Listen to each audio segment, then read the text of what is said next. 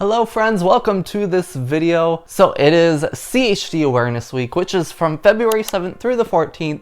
So in honor of CHD Awareness Week, I invite everybody to wear red throughout the week and DM me, tag me in your photos so that I can see and I can share them. But let's get into this video. Okay, so since it is CHD Awareness Week, I obviously wanted to talk more about CHD and how I have lived with it. So if you are new here, hi, my name is Ashton. I was born with a congenital heart defect, CHD for short, and I was born with a form called hypoplastic right heart syndrome, HRHS for short. But in this video, I want to talk about something that actually gets brought up a lot with me, which is just something that I feel like people don't really realize, and so I want to bring some light to it. Now, when a lot of people figure out that I was born with half heart, a lot of them ask why I don't just get a heart transplant. You know, I get those questions all the time. Well, why don't you just have a heart to get a heart transplant? And it'll just get everything done and good. Why didn't you do it earlier? A heart transplant is not a fix-all. There's so many risks with a heart transplant. But before we go into the heart transplant, I want to talk about what operations I have had done, because I've had many. So I've had many open heart and closed heart surgeries. I've had more minor operations done, like angiograms. I've had the works. Now, some of my more prominent ones when I was more aware of what was going on was back in, I believe it was about 2011. So with the form of CHD that I have, I was not born with a pulmonary artery. Now, if you don't know what that is, in very, very short terms, it is the vein, the artery that pumps blood directly from the heart to the lungs. So I was not born with that, and that actually affects my oxygen greatly. A lot of times, if you look at my nails or my lips, I am either blue or purple. I'm cold all the time, I swear. But that brings down my oxygen saturation. Now, if you don't know what oxygen saturation is, everybody has oxygen saturation. It's just how much oxygenated blood you are getting. And so if you ever see them put on the little thingy on your finger, that's basically what it's reading, is your saturation. Now, normal people usually sit around low to mid 90s is the average. For a lot of my life, I sat in the high 60s. If we got lucky, the low 80s. Anywhere between there. Now, I went into heart failure for the first time when I started to downgrade because I didn't have a pulmonary artery.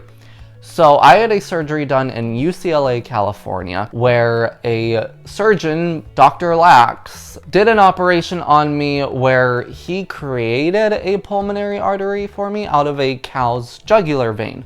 A lot of times they use pigs' veins, but for whatever reason, I got a cow's. So I am part cow now. Moo. Now, with that operation, sure, it helped a lot, but there were also risks and stuff that came out of that. One being, when they were finishing up the operation, there is a hole in my heart, and they tied like a string to it, and then they tied the string down to a tube down lower on my chest. Their hope with that was that if they ever had to adjust how open or closed that hole was, they wouldn't have to fully open my chest back up, go into open heart surgery again. To do that, they could just go down at the bottom, either lift or pull that little tube thing. But my body rejected the material that that tube was made out of, so we had to go back, have another surgery to pull that out, and then in that, it caused the little string that was supposed to be weighing down to just float around and do whatever it pleased. So then we go into my junior year of high school, about 2014, 2015. I went into heart failure for the second time in my life. This was a really scary time in my life because clearly I was very, very aware of what was going on now. So in that time, we were getting ready for a heart transplant, and you don't realize what you have to do to prepare for that. You have to do so many tests. You have to do blood tests upon blood tests upon blood tests upon blood tests upon blood tests. I can't tell you how much blood I have given away to research me. But the problem with that was I was still not technically an adult, so I could only get a child's heart. And the problem with that is, since the heart already is taken out of its original body, it won't continue to grow with me. So then down the line, I would have had to get another heart transplant. So we really wanted to postpone a heart transplant. And luckily my cardiologist found this operation called a melody valve. So basically they put the melody valve into the hole in my heart and it basically acts as a filter. And that's supposed to last a good 10-ish years, give or take, and hope it does more and better. Luckily that helped me. That was great. It wasn't as major of a surgery. It wasn't open heart to have that done, but it still took some time to recover and recuperate and build up back my stamina. Now, going back to the question of transplant. Again, a heart transplant is not a fix-all.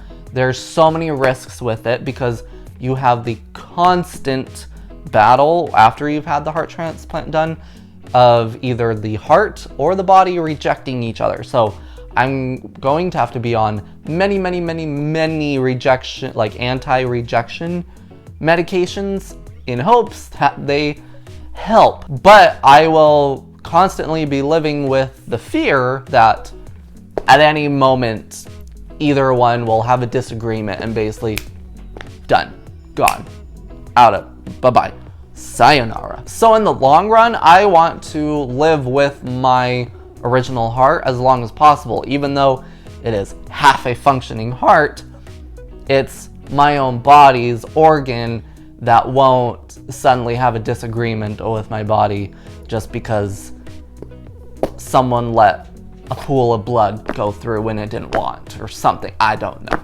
That's just me putting it into perspective of how it makes sense to me. Eventually, yes, I will have to get a heart transplant. My heart is going to wear down, and eventually we will get to the point where all we can really do is just put band-aids on my heart and not really fix a situation. And so we will just have to end up doing a heart transplant. So I have always known throughout my life, and I have pictures here to show y'all as we are going through this, but I have always known in my life that I will need a heart transplant. I mean, even before then, I was predicted to not be born alive. I was predicted to only last my first 24 hours. I was predicted to not survive to adulthood, which is why when I went into heart failure in high school, my junior year, that was kind of in my head, my time. At the time, I didn't know what to expect afterwards. I didn't know what I was going to do, you know, if I made it past that hard part in my life. And here we are now. And so I'm like, I wasn't prepared for this, to be honest. I wasn't prepared to be here at this point. And so a little bit is like, what am I doing with my life? Whoa, I'm still here. Now, something else with a heart transplant I don't think a lot of people realize is you basically have to put a pause on your life, because you either have to be in the hospital or just a very short distance away from the hospital, because as soon as they find a heart, they only have so many hours to get it into you and get going. And so as soon as I'm put on a list for a heart transplant, I basically put my life on hold and live in the hospital. And you know, that could be a month, it could be 6 months, it could be a year, who knows? It is so unpredicted of how long you will have to wait. And so that's something else, is I have to get to a point in my life that, unless, you know, it's like emergency, it has to be done like right now, but I have to get my life in order and to a point where I can put everything on pause and, you know, see you when I see you. So that is just kind of some basics with a heart transplant.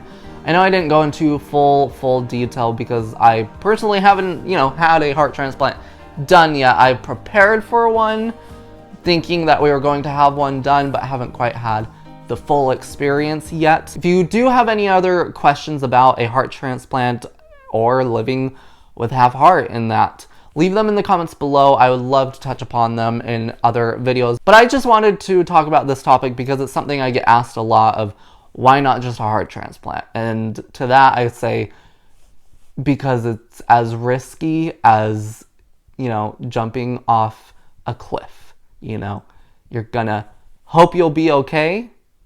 You're gonna have faith that you'll be okay. But at the end of the day, is it going to accomplish everything? No, that maybe wasn't the best example, but you know, it's just what came to my head. So anyways, guys, I appreciate all of y'all watching. And again, if you have any other questions, you can leave them in the comments below. If you're new here, press subscribe. It helps me a ton, and you can learn more about CHD and hang out with me. If you liked the video and you learned some new things, hit the like button. It's always appreciated. Helps me out. And if you are not following me on my socials, be sure to do so. Links to those are in the description below for easy access to you. And that's going to do it for this video. So I appreciate all of y'all watching. I'll catch you in the next one. Goodbye. You guys are too far this time. I'm sorry. Goodbye.